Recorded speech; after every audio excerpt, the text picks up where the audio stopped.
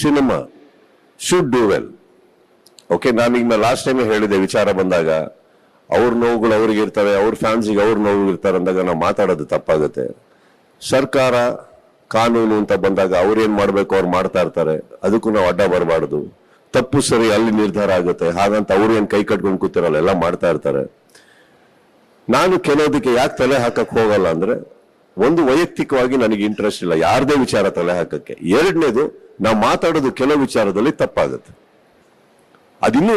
ಅದಿನ್ನೂ ಕೆಡಿಸುತ್ತೆ ವಿಚಾರಗಳನ್ನು. ಇದನ್ನ ಅರ್ಥ ಮಾಡ್ಕೊಂಡ್ರೆ ಐ ಥಿಂಕ್ ಇಟ್ಸ್ ಬೆಟರ್.